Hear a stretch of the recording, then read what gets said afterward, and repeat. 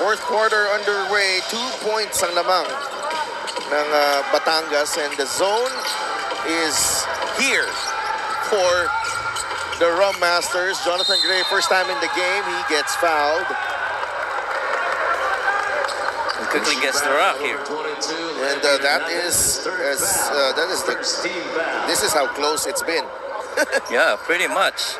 One tie game at the end of one.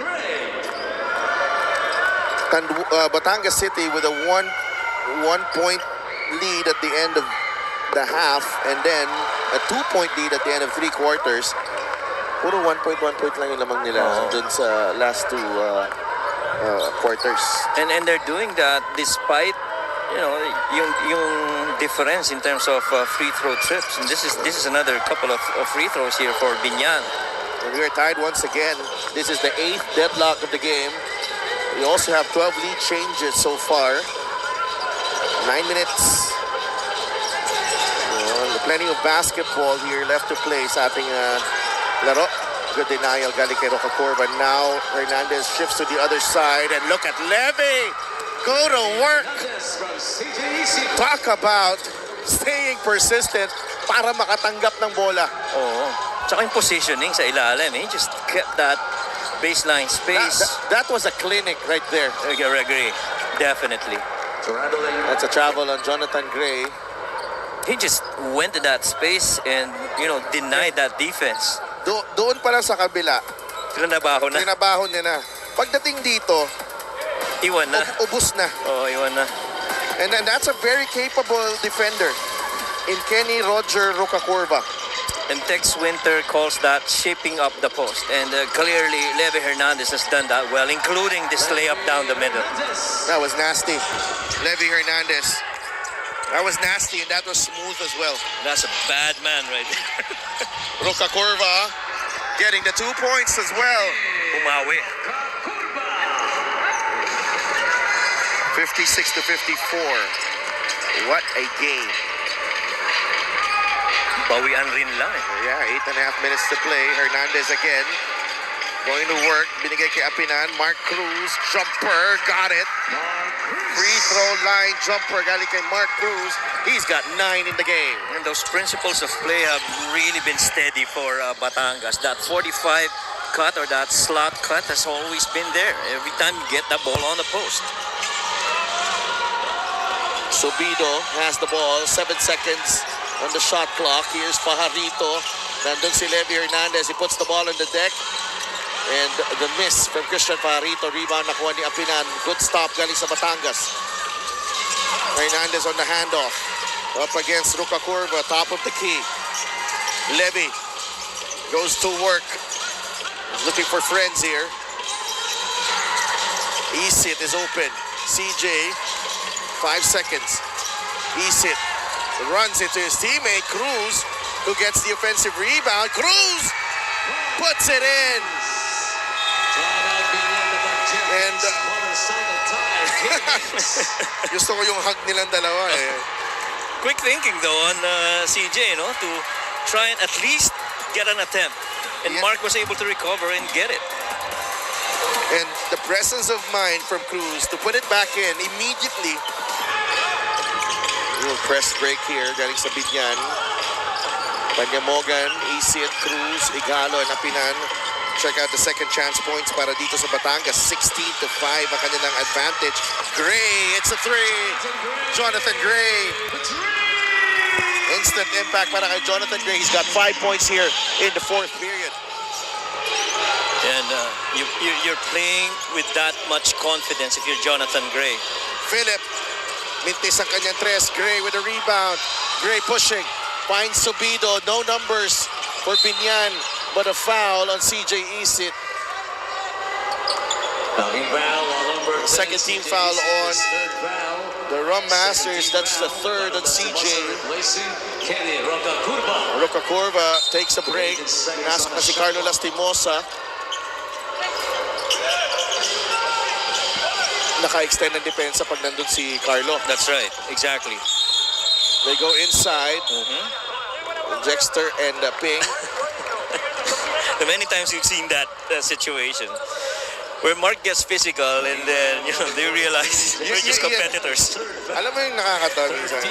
It's just how quick the switch can flip for Mark Pingris. And he is he's an ambassador for the game of basketball in this country. And nakita niya a lot of kids, a lot of young players are watching him and the way he conducts himself. And nakita natin Mark Pingris, not just the way he conducts himself, but the way he's able to power through the big men of Batangas right there.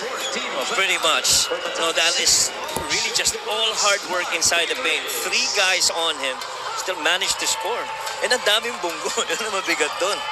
He has exemplified and typified the word puso over the years, Mark Pingris.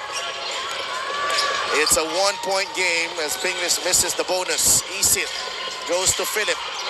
Philip trying to find Mark Cruz. And a steal by Pingris. Chance to take the lead for Biñan. Nabitawan ni Carlo Lastimosa ang pasa ni Subido. Well, 2 things right there. The pass was too high. And at the same time, Carlo was thinking rip already. Sabi ni Coach Boyet, steady lang. Turnover story, 12 for Biñan, 8 for Batangas. Inside they go. Isit. What's the call? It's a foul on Subido. Those two have been going at it here in the 4th quarter. Let's check in with Sidney Crespo. Coach Solo highlighted the importance of this game for their standings. He said he saw some flashes of brilliance in the first half but also pointed out that they still have a lot of fouls in this game. Sabi niya kanina, focus on what you can control. Yan ang challenge niya sa Batangas. And if they choose to do that, then he needs challenging properly on defense. Lastly, he acknowledged Biñan and Coach Boyet, calling them a smart and strategic team. Sabi niya, one mistake and they can come back anytime. Sit down, Coach Mike. Maraming salamat, Sid. And I think that has been the theme of this game because of the number of fouls and the free throws that they've given up in this ball game, which could really tell heavily down the stretch. And pwede mo pa idagdag dyan yung poise ng dalawang teams na to. Biñan did not have a good start, but they kept their composure and their poise. Another foul right here. And nasa penalty na ang Batangas dito with 5.5 minutes remaining. Mahaba pa to, mga kaibigan. A lot of their fouls have really come from yung box outs, as they are getting ready for defensive rebounds. And you see the difference right there on the free throws. Plus 17 on the attempts. And plus 8 on makes. Yeah, Ronnie Alonte there on the bench. Get a special deal for 1xBet. Scan the QR code and claim your special offer. Maestre gets the first one to drop. Second free throw is also in para kay Mike Maestre. 8 points in the ball game. Well distributed itong output ng Biñan. Isit gets it to Don Ochea. Maestre ang nakabantay. Ochea. Little shake and bake there pero hindi pumasok ang kanyang fadeaway. A chance to take the lead para dito sa Biñan. Halfway through this final quarter, Jonathan Gray. Subido, Gray gets it back. Maestre, better angle on the pass. Nabitawan ni Pingris. It's a turnover. And since Batangas is already in penalty, you kind of expect that ball is gonna find Mark Pingris down on the low block. And you're seeing here how Biñan has, the scoring has been well distributed for Biñan. Yes. Rucacurva has 10. Subido has 8. Pingris has 8. Maestre has 8. Pimpayan has 7. Gray has 5. Peñaredondo has 5. Fajarito. And Fajarito as well has 8. So, hirap. Because they are all, making their presence felt in this ball game. On the other end, though, it's Levy Hernandez. 17 in the game para kay Levy. He shot 7 of 14 here so far on the floor. Levy Hernandez. He's gone solo on the offensive end, but defensively it's been collective. Another turnover. Look at Roca Corva trying to challenge Levy. No problem para kay Levy. 19 points. A quick 4-0 run para dito kay Levy Hernandez, and Batangas is ahead by 5. And Batangas needs this kind of game. Sobido will fire off the mark. Pingris inside the paint. But Pingris, another power move. Who's to stop that guy? That is the big question here. They can't keep him off the offensive glass here. Mark Pingris fighting hard and getting rewarded. You can keep him off the post. You can keep him off the offensive glass. The only concern here is his free throws. Yes. Kailangan niyang maipasok to because he's 2 of 7 right now, and Pingris, incredible how he's made an impact here in this ball game. Could not complete the three-point play. Apinan with the rebound for Batangas. It's a 3-point game. And his 8 rebounds, 4 of them offensive actually. Para dito kay Ping. Hernandez against Roca Corva. And quick hands by Ping. He felt he could have gotten that ball there on the pass. And to your point earlier, you know, it's the non-stats that's actually helping out Ping also. Fast break of the game is brought to you by Extreme Cool Air Conditioners. Ang Extreme magpalamig, free installation for split type air conditioners. Yun yung sinasabi ni Coach Boyd na hindi sila pwedeng magkamali because Batangas can make them pay. Exactly. At napakadaling makarecover ng Batangas niya. Matter of fact, you know, yung points of turnover, that's a +3 advantage here for Batangas. And when you talk about not committing mistakes, yan yung minimension ni Coach Boyd. Levy, fade away. Oh no, that's a bad man. He is. 21 points para kay Levy Hernandez. You know what makes him bad? He's well defended. Ibang klase. Nakahiga. Ladies and gentlemen, he was about to go to sleep right there. Almost a steal by CJ Isit. Roca Corva. Kenny, a 3. No. Levy with a rebound. And the only way that they were able to get that defensive rebound was Mark was busy from outside. Igalo against Roca Corva. The spin, the fadeaway from Kenneth Igalo. He's done well in this ball game. 6 points. But yung mga panahon na pumapasok yung 6 points na yun, ang bigat para dito sa Batangas. Timely baskets para kay Kenneth. Yes. And really to help out Levy in the production as well. Oh, good tap. The defense has been holding up for Batangas so far. Much as they're already in penalty, they're trying to get that ball out of the hands of Mark Pingris on the low block. Look at this. We talk about scoring. That's a master at work. Levy Hernandez. As if to say, can't stop me, man. Oh, yeah. You're gonna need a second defender to stop this guy, at least to make it difficult for him. And he does not look tired at all. Oh, hindi pagod. It's been effortless para sa sniper Di Mexico. Now he has the ball. He fires a 3, and he almost got that one in. Maestre with the rebound. Almost dropping that 3. Ibang klase ka, Levy Hernandez. Raimundo launches. No good. Apinan with the rebound. Last 2. And you know what? Who's exhausted here? Right at the 2-minute mark, it looks like it's Kenny Roca Corva who's actually breathing heavily against Levy Hernandez.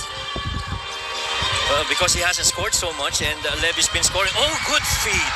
A lot of attention on Levy Hernandez. They forgot about everyone else. CJ Isit feeding Jexter Apinan for 2. And Batangas pulling away late here in Biñan. It's 72-63 after this assist of the game, brought to you by 1xBet, the title sponsor of the MPBL. Your choice, your victory. Feel more game. with 1xBet. What a pass from CJ Isin. Yeah, 4 defenders on that right side of the floor. Only because Levy Hernandez was there, you gotta stay attached with him.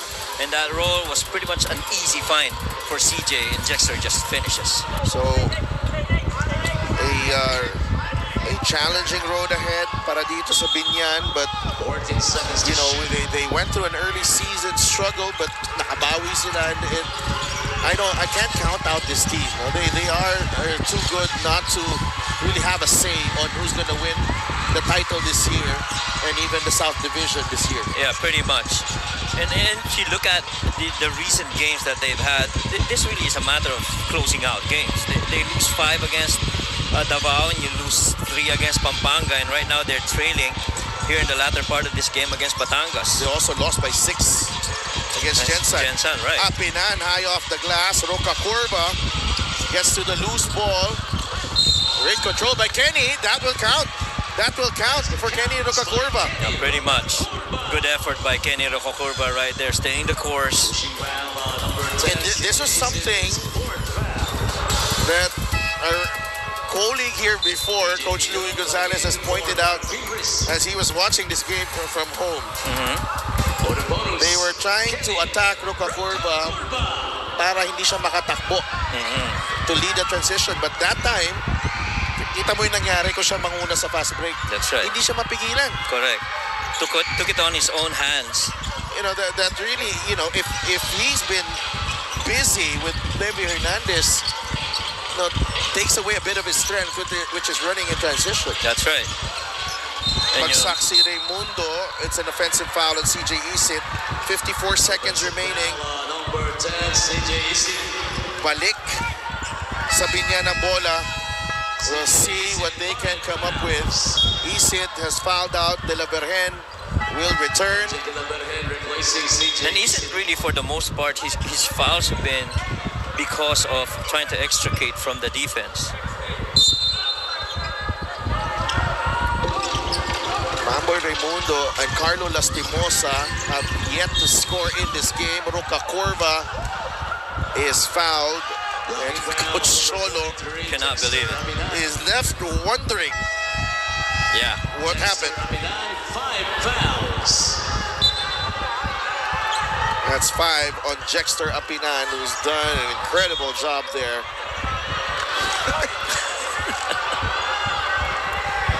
King Importante coming in. For Jexter Apinan. This is just a 2-possession, almost 3-possession game here. Yeah, 50 seconds. Haba pa. Mahaba pa to. Natawa na lang si Coach Louie kasi natalo na siya. Oo nga. Natuto na daw siya. Lesson learned daw. Yun din Oo. nangyayari. Oo, totoo naman. But the coach is coming home to Ilagan this weekend. So good luck sa kanila, the Cowboys, with their 6 new players. Papakitang gilas in front of their home crowd. Oh, it's a turnover. There you go. Balik sa Biñan ng bola. Only a 6-point advantage. And so it's been an offensive foul and then that turnover. Roca Curva. Pamboy on the pass. JJ Pido for 3. That looked good. No. Maestre. Putback is good. 31 seconds remaining. 4-point lead for Batangas. 10 points for Mike Maestre. Gotta be careful here if you're Batangas. Crucial inbound here. MJ De La Vergen against Pamboy Raimundo. He gets it across. Both teams in penalty. And they whistle a foul. Yeah, and Pamboy had his left hand attached to MJ. Number 0, Mamboy Raimundo. Naano ako dun because there was a time there na pwedeng mag-trap itong Yeah, Biñan. galing sa likod. That's Galing right. sa likod. Galing sa likod. That's right. When Kenneth was coming over, and there was the secondary. I think that was that Maestre. Maestre. Yeah, that's right. They had that opportunity, but they went against it. And hindi nakikita ni MJ yung nasa likod. Eh. Oo. He was actually thinking attack middle. Pwedeng biglain yun eh. Yes. 2 for 2 for MJ De La Vergen. It's a 5-point lead. 74-68. 19 seconds remaining. 14 seconds on the shot clock. A crucial inbound here for Biñan. You gotta score real quick and be methodical defensively. Pido, Too much time. that's a lot of time. Yeah. Raimundo has to fire. He's been scoreless in this ball game. That should be it. And Batangas with a hard-fought victory here